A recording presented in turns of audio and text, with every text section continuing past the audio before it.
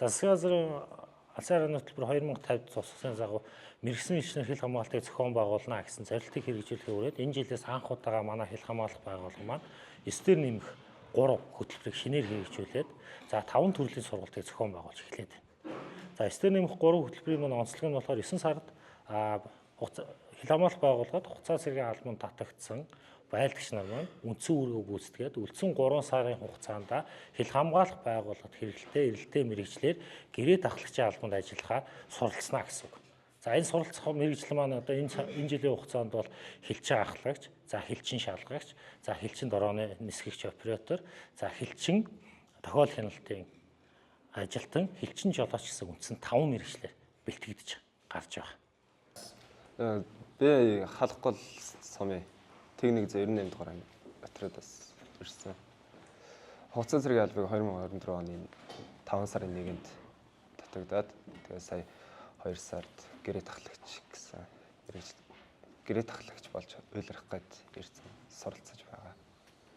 Тэгээд хил дээр ажиллахад ер нь хүнд амьдрахад таатай орчин. Тэгээд дээрэс нь яг хойноо гэр бүлээ найз нөхдөд яг хамгаалаа байж байгаа гэдэгт ер нь бол маш гоё санагдаад тэгээд хилэрч ажиллаж байгаа. Би бол хилийн цэргийн техник 130 дугаар анги Ховд аймгийн Уян цамаас Уян цамд цэргийн албанд 1-р ижил татагдсан.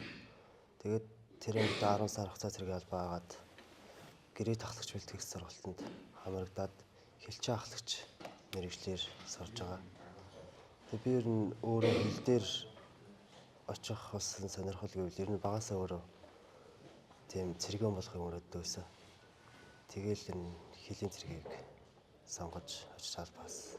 Тэгээд одоо өөрөө цаашдаа ер нь ахлагчаар явж байгаад офицероор сурах сонирхолтой байна. За би хилийн гавьны одон Тэнгис 64 дугаар ангид алба хаасан 10 сар алба хааж агаад тэгээд нисгчгүй нисгэрэгсэл дорооны оператор гэдэг одоо ангид хамрагдаад яаж байгаа. Хил дээр ингээд үүрэг гүйцэтгэхэд одоо ингээд алхаж явна заримдаа мороор ингээд югаар явдаг штэ. Тэгээд ингүүд одоо дорооноор болохоор амар хялбарчлах тийм зорилттой. Тийм тэр нь айгу амар болчихно л гэсэн үг тийм. Сургалтын жанр бол сайн явж байгаа. Тэгээд их юм сурж мэдж байгаа.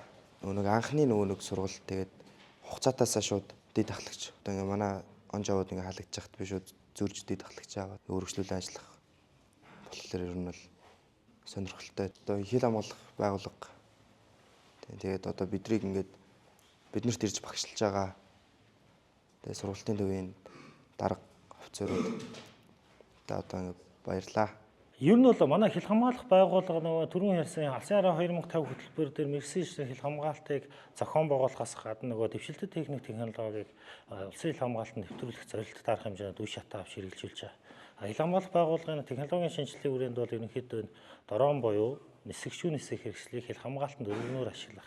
За нэмэр нэмэлтээр энэ уялдах үйл ажиллагаа нь хил хамгаалтанд өргөжүүлж байгаа бүрэлдэхүүн маань өөрөө нөгөө биетээр илүү явахаас илүү техник технологиг ашиглах зорилгоор тохиол хяналтын хэрэгслүүдийг хилийн нөгөө хариуц хэсгүүдээрээ нөгөө төхөөрөмжилж тэгээд энэ хоёр үйл ажиллагааг хослуулан зохион байгуулах зорилгоор энэ технологийн шинжилгүүд хийлгэж байгаа уялдуулаад тухайн технологич шаардлагатай мэрэгчлүүдийг бэлтгэж байна гэж ойлгох.